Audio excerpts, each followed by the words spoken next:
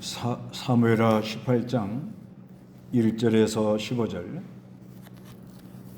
진노 중에도 긍휼을 베품. 여기 다윗이 하나님께 잘못해서 징계를 받고 있습니다. 징계를 받는 가운데 아들 압살롬이가 반역을 일으켜가지고 다윗이 지금 피난을 가는 그런 가운데 하나님께서 이 다윗에게 다시 은혜를 베풀어 줘가지고 압살롬을 제압을 합니다. 그래서 하나님께서 다윗을 징계를 하지만은 긍휼을 베풀어서 다시 그 하나님의 약속을 성취해 나가려고 역사하고 계시고, 다윗도 그 자기 아들을 진압을 하지만은 그 아들 목숨만은 좀 살려달라, 그 요압이나 이런 장군들에게 이렇게 부탁을 해요. 그렇지만 그 하나님의 구원 역사에 반역한 그 압살롬은 마침내 그 상수리 나무에 머리가 걸려가지고 죽임을 당하고 만다, 그런 내용입니다. 우리 하나님은 진노 중에도 긍휼을 베푸는 하나님이라는 것을 우리가 이 시간에 살펴보려고 합니다. 1절 한번 읽어보시기 바랍니다. 다윗이 자기와 함께 있는 백성의 수를 세워 그들 위에 천부장과 백부장들을 세우고, 다윗이 백성의 3분의 1은 요압의 손에, 3분의 1은 요압의 동생인 수르의 아들 아비새의 손에, 그리고 3분의 1은 가드 사람 이때의 손에 맡겼다. 그리고 왕이 백성에게 말하기를 나도 너희와 함께 반드시 나갈 것이다 라고 하니. 이렇게 그 군사를 일으켜가지고 천부장, 백부장, 천부장은 1000명을 이제 거느리는 건데, 그렇지만 백부장을 10명 거느리면 천부장이에요. 백부장은 100명을 거느리는 사람인데 10부장 10명을 거느리면 백부장입니다. 십진법 비슷하게 나간다고 봐야 돼요. 이거는 이제 조직을 관리하는 차원에서 이렇게 했다고 그렇게 보는데, 이거를 세 부대로 나눠요. 세 부대를 나눠가지고 요압의 손에 3분의 1, 그 다음에 요압의 동생인 수르야의 아들 아비새 손에 또 3분의 1, 그 다음에 이건 이제 가드 사람 아주 그 이때를 많이 신뢰했던 것 같아요. 그래서 가드 사람 이때의 손에 이렇게 맡겨서 3분의 1은 요압에, 3분의 1은 아비새, 3분의 1은 이때에 이렇게 맡겨서 전쟁에 임하도록, 그러니까 일종의 전법을 구사했다고 봐야 됩니다. 그러면서 하는 말이 나도 너희와 함께 반드시 나갈 것이다 라고 말을 합니다. 그래서 군사들의 사기를 북돋아주기 위해서 왕이 앞서 나가겠다 이렇게 말을 하니까, 백성이 말하기를, 다 같이 한번 읽어봅니다. 백성이 말하기를 나가지 마십시오. 만일 우리가 도망한다 해도 그들은 우리에게 마음을 두지 않을 것이며, 우리의 절반이 죽는다 해도 우리에게 마음을 두지 않을 것이니 이는 왕께서 우리들 망명과 같기 때문입니다. 왕께서는 성에서 우리를 돕는 것이 좋습니다 하므로 왕이 그들에게 말하기를 너희가 좋게 여기는 대로 내가 하겠다 하고, 왕이 문 곁에 서자 모든 백성이 100명씩 1000명씩 나아갔다. 왕이 요압과 아비새와 이때에게 명령하기를 나를 위하여 젊은 압살롬에게 너그럽게 대하라 하니, 왕이 압살롬의 일에 관하여 모든 지휘관들에게 명령하는 것을 온 백성이 들었다. 이렇게 말합니다. 그러니까 다윗이 앞서 나가려고 그러니까 그러지 말라는 거예요. 왕이 무슨 일이 일어나면 우리에게는 큰 문제가 일어난다는 거예요. 그래서 이 압살롬의 군대가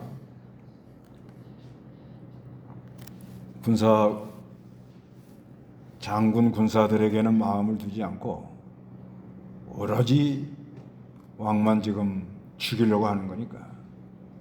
다윗만 죽이고 나면 모든 게 다 정리가 되지. 그 군사들이 다 뭐 이스라엘 백성이니까. 내란이죠, 내전이니까 머리 하나만 제거하면 그냥 조용히 끝난다 이 말이죠. 그러니까 압살롬 이 반란군들이 군사나 뭐 장군들 죽이려고 그러는 건 아니고 오로지 다윗만 죽이려고 그렇게 공격에 나오니까 나오지 말고 뒤에서 기도나 해달라고 그냥 뒤에 계시라고. 그러니까 왕이 그걸 좋게 여깁니다. 이거는 아주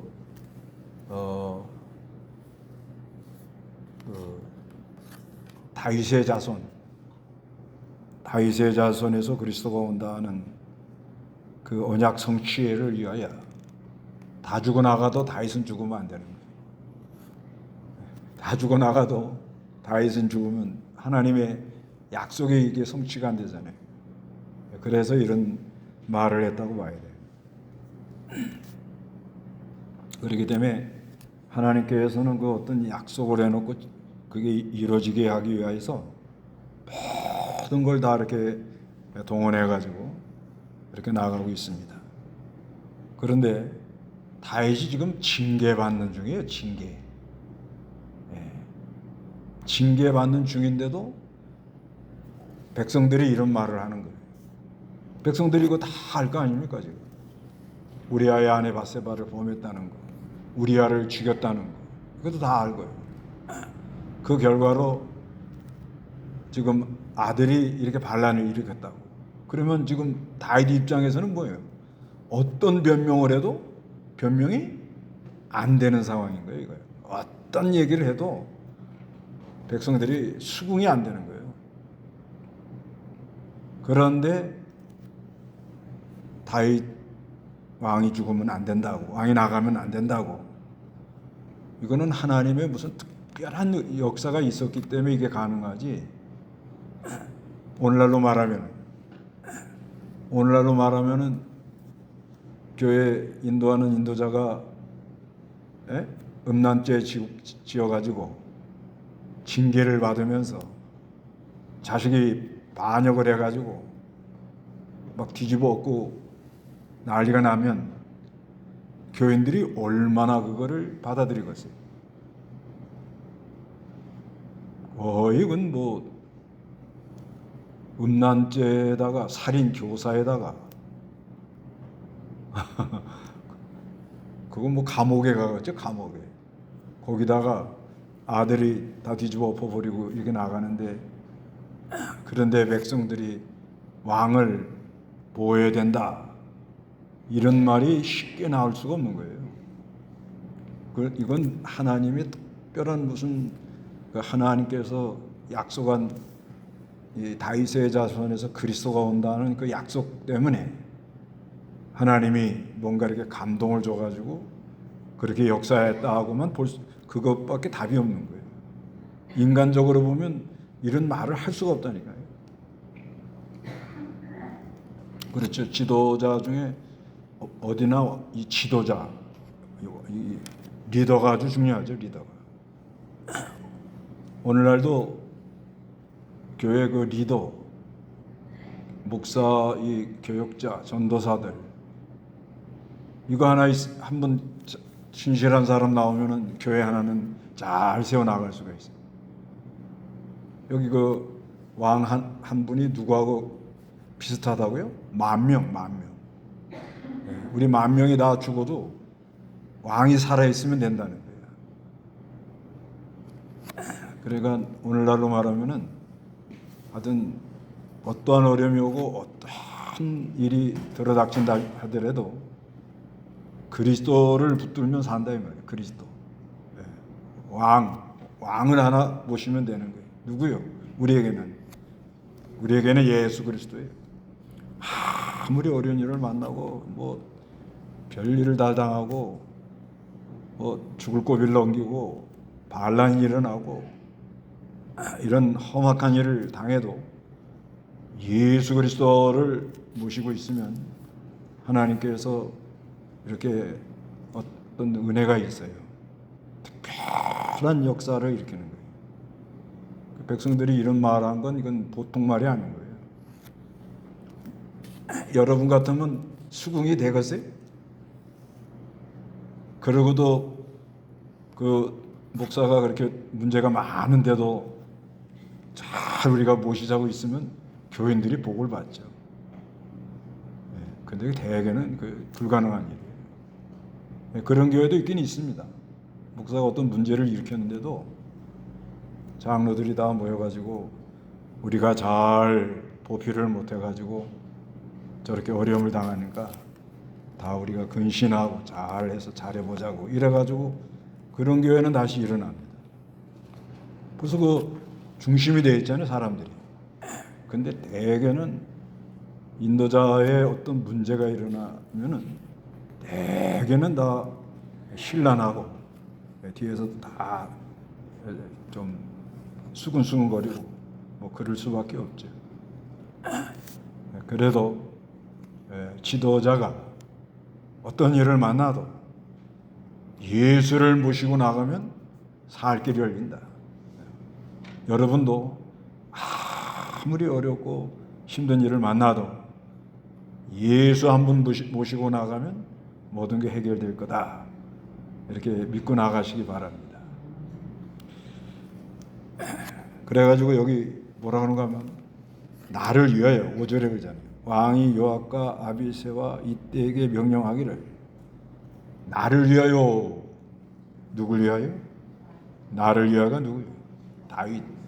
내 얼굴을 봐서라도 이제 그런 말.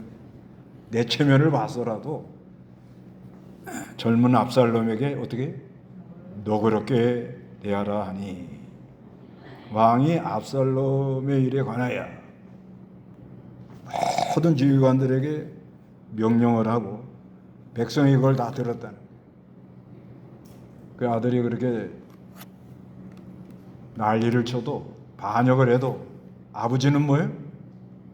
나를 봐서라도 우리 아들 압살롬을 어떻게 좀 너그럽게 대주라. 이게 아버지의 마음이 아버지의 마음. 아버지의 마음. 우리 하나님 아버지도 그런 거예요. 하나님 아버지도 우리가 얼마나 하나님 앞에 이게 뭐 이상한 행동만 하고 이상한 말만 하고 이상한 생각만 하고 그러고도 우리가 다니길 때가 많이 있잖아요. 그래도 하나님께서 그 자녀들을 늘 긍휼히 여기시고 반역을 일으켜도 이렇게 아버지 마음은 자식에게 가 있다는 것. 그래서 전투가 벌어졌어요. 6절, 8절 읽어보시기 바랍니다. 6절에서 8절까지. 그 백성이 이스라엘을 치러 들로 나아갔으며 전투가 에브라임 숲속에 서 있었는데 거기서 이스라엘 백성이 다윗의 부하들에게 패하였고 그날 거기서 많은 전사자가 생겨 2만 명이 달하였으며 전투가 그 땅 사방에서 계속되니 그날 칼에 죽은 자보다 숲에서 죽은 자가 더 많았다. 예, 다윗의 군대가 이겼어요. 근데 지형지물을 잘 이용한 것 같아요. 에브라임 숲속으로 유인을 했습니다. 숲속. 예루살렘으로 공격에 들어가지 않고 에브라임 숲속으로 유인했는 거예요. 예루살렘에는 하나님의 이름이 있어요. 하나님의 영광.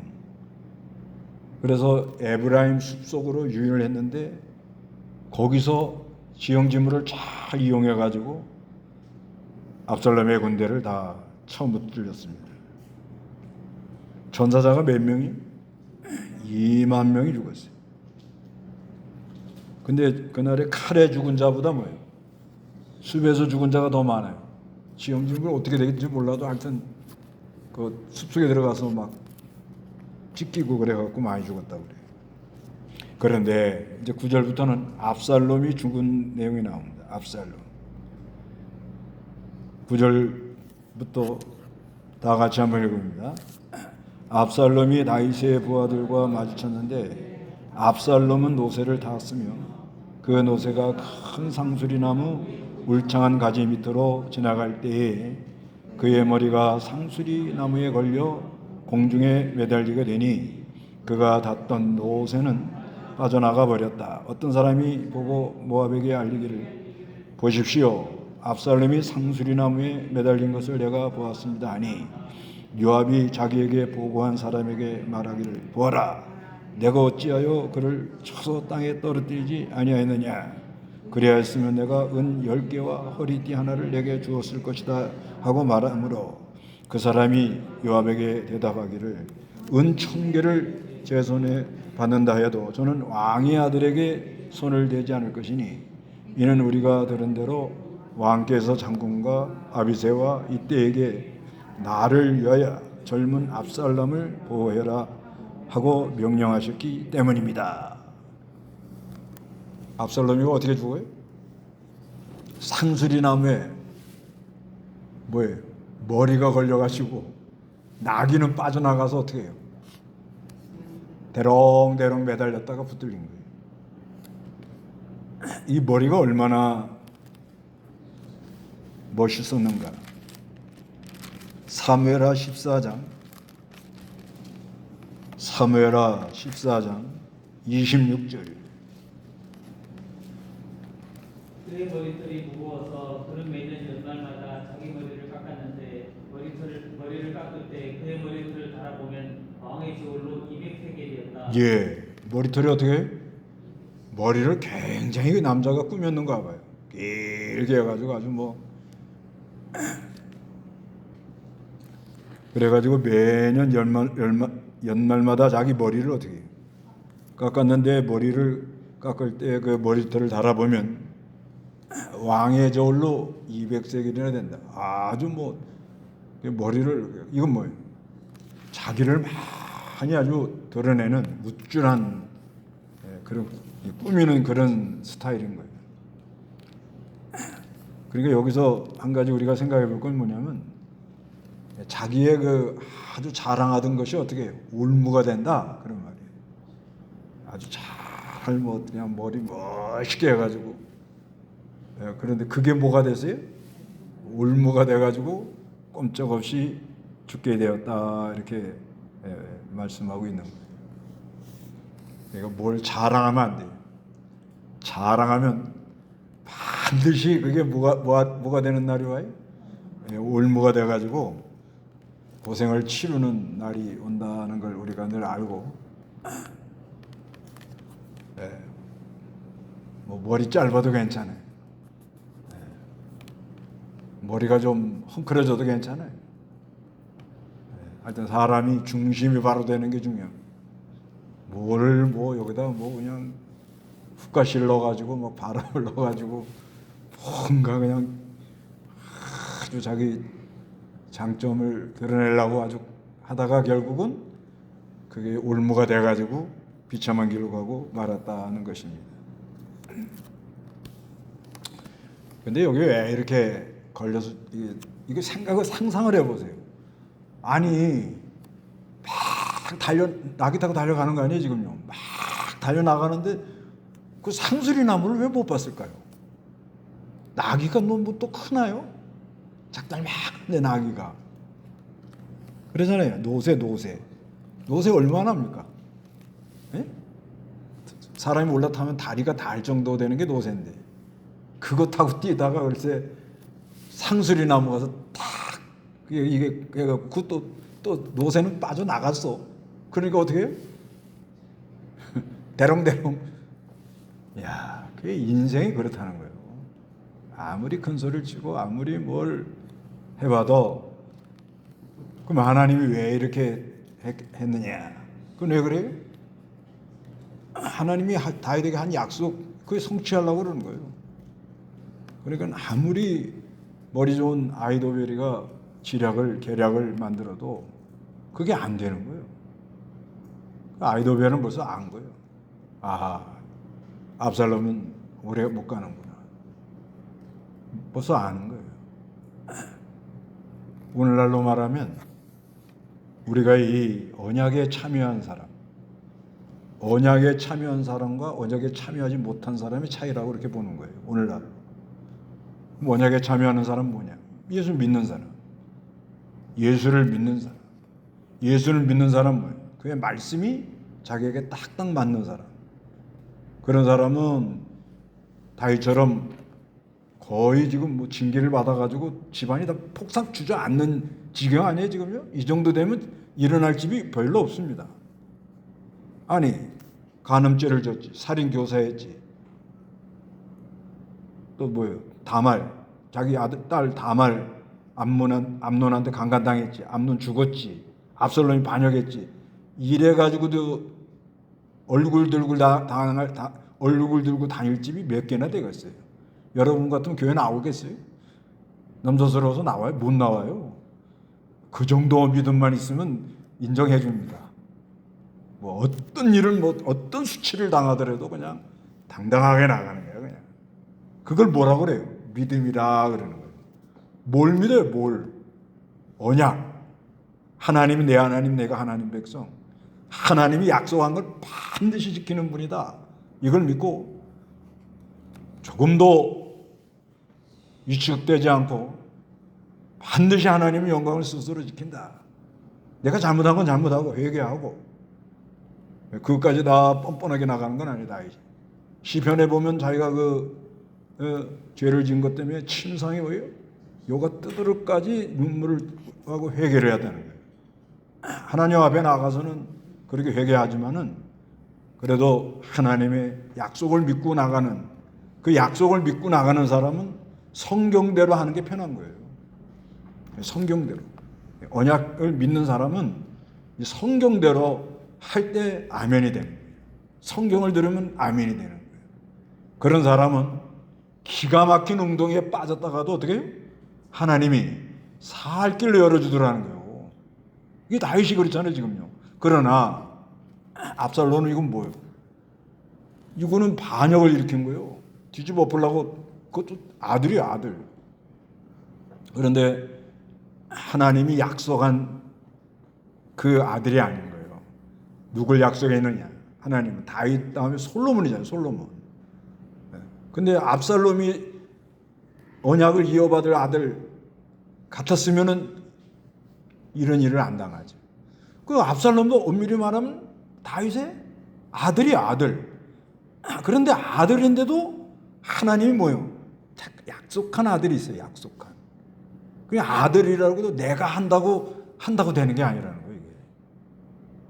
그러니 이걸 어떻게 표현하냐 이거예요. 그러니까 결국은 뭐요? 그저 하나님 은혜 감사할 것밖에 없는 거예요. 결국. 아니 한번 생각해 보세요. 여러분 내가 만약에 언약된 백성이 아니라면 우리도 압살롬 길로 가는 거예요. 지는 열심히 하려고 했지만은 안 되는 거라 이게. 그리고 내가 언약된 백성이 아니라면 성경이 안 들어오죠. 성경이 안 들어요. 언약된 백성이 아닌 사람은 아무리 성경 얘기를 해줘도 안 들어와요. 그게 이제 참 불쌍한 거예요, 사실상. 불쌍한 거라고.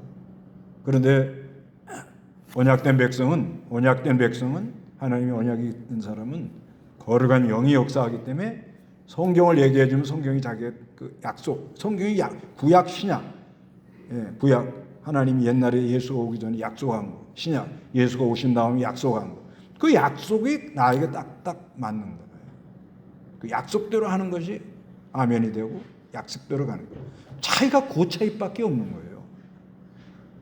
잘못은 다윗도 잘못되고 압살롬도 다 잘못한 거예요. 죄로 경중을 따지면 다윗이 더 징계를 받아요. 더 어려움을 당해야 되죠. 그런데 하나님의 약속이 있냐 없냐, 약속된 백성이냐, 약속 백성 뭐냐면 하나님이 우리 하나님, 내가 하나님의 백성. 이게 늘 감격스러운 사람은 하나님의 말씀, 성경대로 하는 것이 너무나도 기쁘고 즐겁고 그것이 내가 다 아멘이 되고 그것이 자기가 참 그 말씀대로 할 때 영의 자유가 오고 그런 그 차이. 그런 사람은 이렇게 낭떠러지에 떨어져 갔다가도 하나님이 때가 되니까 이렇게 슬슬 도와주는 거잖아요. 백성들의 마음이 다윗에게로 돌리고 또 그러나 다윗 마음은 그 아들이 안타까운 거예요. 그러니까 나를 위해서 압살롬을 좀 잘 대해달라. 그게 뭐냐면 진노 중에 국률이라는 거예요. 인간 마음이 그렇지 않아요? 아무리 자식이 잘못한다 그래도 그 내가 낳은 자식인데 좀 나를 위해서 좀 잘해달라고. 그러니까 요압이가 찔러라, 죽여라. 그러면 뭘 줘요? 예, 은 10개와 허리띠 하나 주겠다는 거예요. 그러니까 뭐라고 그래요? 은 1000개를 줘도 왕의 말 그걸 거스릴 수는 없다고. 예. 그리고 온 거 보면 다윗이 상당한 영향력이 이렇게 있었다는 얘기를 알 수가 있어요. 그런데 13절 다 같이 한번 읽어봅시다. 시작. 왕 앞에서는 아무것도 숨길 수 없으므로 제가 만일 속여 그 생명을 해였다면 장군께서도 저를 대적하였을 것입니다 라고 하였다. 요압이 나는 너와 함께 치치할 수 없다 라고 말한 후에 투창 세 자루를 손에 들고 가서 상수리 나무에 매달려 아직 살아있는 압살롬의 심장을 찌르니 요압의 무기들을 들은 10명의 젊은이들도 압살롬을 에워싸고 쳐 죽였다.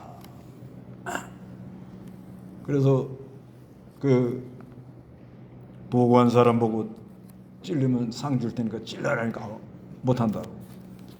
그러니까 나는 못 참아. 요압은 저건 죽여야 되겠네. 그래서 쫓아가고 투창 세 자루를 손에 들고 가가지고 상술에 남아 있는 걸 찔러 죽인 거예요. 그래서 진압을 했습니다. 그래서 오늘 본문은 우리 하나님은 진노 중에도 뭘 한다고요? 긍휼을 이렇게 항상 베푸는 분이라는 걸 우리가 늘 명심하고 하박국 3장 2절 여호와시여 내가 주님의 소문을 들었습니다. 여호와시여 주께서 하신 일을 경외합니다. 주께서 수년 내에 주님의 일을 소생시켜 주소서. 이 수년 내에 알게 하여 주소서. 진노 중에라도 긍휼을 기억하소서. 예, 여호와시여 내가 주님의 소문을 들었습니다. 여호와시여 주께서 하신 일을 경외합니다. 주께서 수년 내에 주님의 일을 소생시켜 주소서. 이 수년 내에 알게 하여 주소서. 진노 중에라도 긍휼을 기억하소서. 그래서 하나님께서는 진노 중에 긍휼을 베푸셔서 그 하나님의 백성들이 이스라엘 백성들이 바벨론에 붙들려 가서 많은 어려움을 당하지만 그런 진노 중에도 하나님은 긍휼을 베푸시고 다윗도 하나님께서 뭐 우리아의 아내 바세바를 범하고 살인 교사하고 또 여러 가지 그 하나님의 징계가 내려오지요. 네. 그렇지만 그런 가운데도 하나님 어떻게 긍휼을 베풀어 가지고 이렇게 다윗이 지금 그러나 그 진노 중에 긍휼을 베풀어 주시는 하나님인데 결국 자기 아들이 죽는 거예요. 그게 인생사예요. 하나님이 진노 중에 긍휼을 베풀어서 살은 다윗이 다시 왕으로 가잖아요. 요 뒤에 나가 이제 왕으로 다시 돌아갑니다. 그러나 자기 아들은 죽었단 말이에요. 그게 인생사라는 거예요. 그게 우리가 가는 길이고. 그러나 한 가지 명심할 거는 우리 하나님은 진노 중에도 뭐예요?